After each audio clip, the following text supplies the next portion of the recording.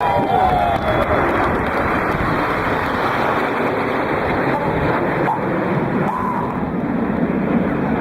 arrive with the red, white, blue smoke. The red one's got the team now in thread formation, short of feathered arrows, and he's going to call them into diamond. We see red 2 and 3 switch off their smoke, and 8 and 9 move forward to make our most famous formation shape, the red arrows diamond 9. Now red 1 is the aircraft at the front, squadron leader Ben Murphy, as I mentioned. We know him as Baz on the team, and it's his 5th year with the red arrows. The only person before that to do 5 consecutive years with the team is a man called Ray Hanna, who was very famous in the flying display world and spent 5 years with the team in their very early days in the mid-1960s. Now Baz himself is a former Harrier GR7 pilot. He served operationally over Iraq and Afghanistan, and he served on 1, 4 and 20 squadrons. He's got the team now rolling out in diamond formation. He's not just a great pilot, Baz. He's also a pretty keen sportsman. He's a good runner, good cross-country runner, and a half-decent kite surfer as well. During our spring training, which takes place at RAF Akrotiri in Cyprus, he takes every opportunity to get out with his kite surf, and he's reached a pretty good standard this year, I have to say. Now, they're just disappearing behind these trees to the right at the moment, but he's called the formation now into Big Vixen. When you see this aircraft formation in a moment, you'll see that it's a wide formation. And wide formations are difficult for the pilots on the outer positions to maintain their positions accurately. And the man on the left wingtip, the highest aircraft that we see now, is Red 9, Flight Lieutenant Zane Sennett. And as Baz rolls this formation, Red 9 Zane will be working really hard on this particular movement. So Zane's the lowest aircraft there. Zane's in his 3rd year with the team, and he's rolling to match Red 1 at the moment, pushing forward on the stick, back on the power, lots of right rudder to maintain that position as they fly the Big Vixen roll. Now Zane's only 6 to 8 feet apart from the aircraft inside him, which is Red 5, so there's not much room for error in this particular job. Zane was born in Hong Kong. His father was a pilot, inspired him to join the Royal Air Force, and Zane flew the Harrier GR7 and GR9 with 1 squadron in the Royal Air Force just before the Harrier Force was disbanded at the end of last year. Now, Zane doesn't just make a great job of the flying, he's also the man who puts the spear through the red arrow's heart, hopefully which we'll see in the second half of the show, weather permitting. So if you like, Zane's our Cupid. He's a charming man, Zane, and one of the single men on the team. There are only 2 single men on the team. Zane's one of them. And so if you like, yeah, he's our Cupid on the team, although we're really starting to worry now that Zane really does think he's Cupid. Okay, so the team now have moved into Swan formation. Red 1's going full, so watch now as they prepare to fly the Swan to Typhoon Loop.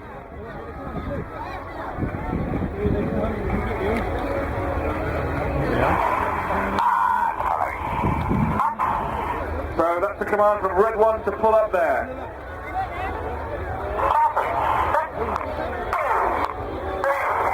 Reds 2 and 3 acknowledge the change to Typhoon, and moving up and forward, as they reach about a mile from us there, is Red 2. Red 2 is going forward to make the front right wing of this next formation, which is called Typhoon. Typhoon is named after the Eurofighter Typhoon, of course, the Royal Air Force's newest, and probably most formidable fighter aircraft. Red 2 is Flight Lieutenant Chris Smith, known as Smiley.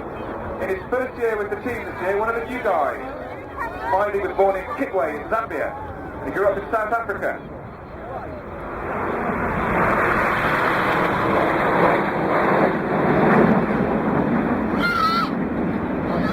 Yeah, so Smiley grew up in South Africa, where of course I imagine he spent his early days wrestling white rhino on the plains of the Kruger National Park.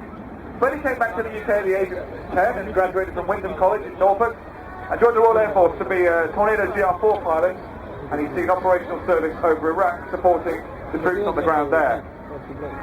Smiley, Red 2, like Red 1, is a good kite surfer. He's a British Kite Surfing Association Level 2 instructor, but most worryingly he reckons he's better than Red 1, which of course could be pretty damaging for his career, so good luck with that one, Smiley. Now I can't see the aircraft at the moment, but they're somewhere out on the right hand side. They're changing into Apollo formation, and it gives me a little chance to tell you about how we fly in close formation. Now traditionally the pilots all look at Red 1 throughout the entire display, and in formation you would normally watch the lead aircraft and react to its movements.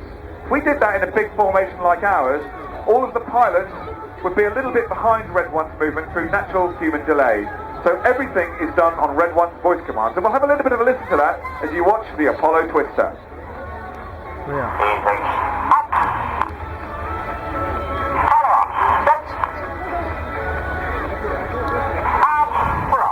So there they are, the red, white and blues on just behind the Helter Skelter in the Apollo Twister.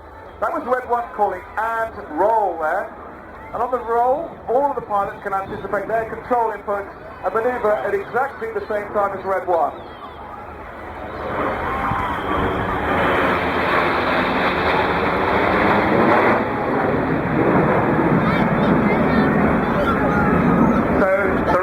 Blue smoke's off, but this is the second half of the Apollo Twister.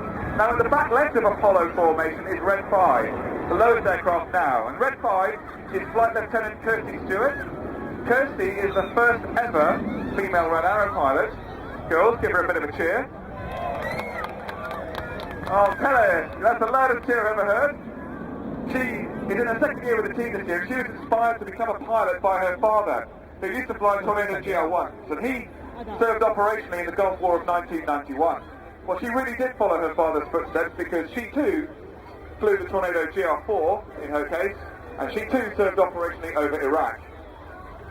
She was born in Lincolnshire, quite close to our home base, so being in the Red Arrows for her is really being quite close to home again. She's not only a great pilot, she's been a flying instructor on the Hawk at RAF Valley, where we teach new fast jet pilots in the Royal Air Force, but she's also a keen sportswoman and a capable one.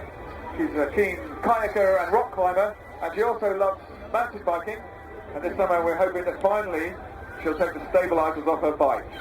Okay, they're running in flanker formation now. Watch as Reds 4 and 5 roll to the back as they pull up and take place in Eagle. So 4 and 5 have slipped to the back of the formation. There's a pull up at 4G here, 400 miles an hour. The Red 1 is twisting this away from us.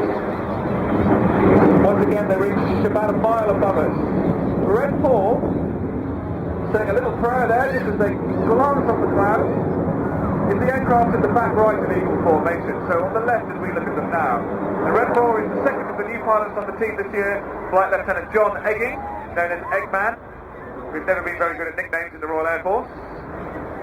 Twisting away from us now in Eagle formation.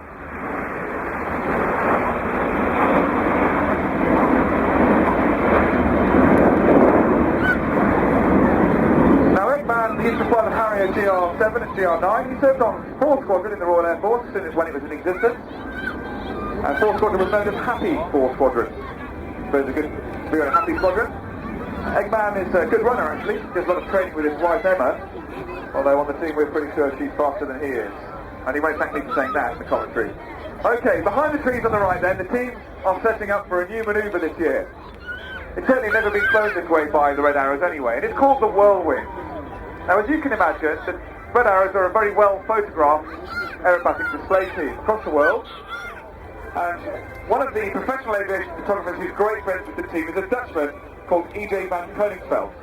He's been flying with the Red Arrows and photographing us for 20 years, so he's almost part of the furniture. And he thinks the Whirlwind, the next manoeuvre you're about to see, is great. Well, I consider him to be a real authority on the subject, so I agree that this is a great manoeuvre. You, though, could be the judges here at Bristol. And we're going to see them appear from the right in just a moment for the Whirlwind. So let's have a listen to the radio.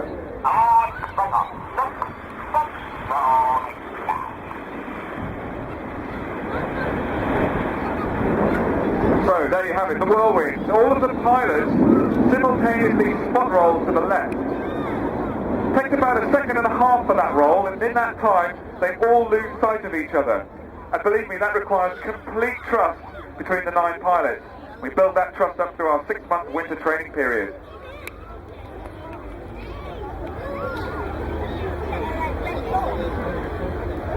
So they're back into Diamond 9, and the trust that we build and the precision that we require to display the standard views the great British public expect of us takes a lot of training. 6 months of the year, flying 3 times a day, 5 days a week to reach this kind of standard. Of course, that's British weather permitting, because weather lets us fly. Okay, what you see now is our final manoeuvre of the first half of the show.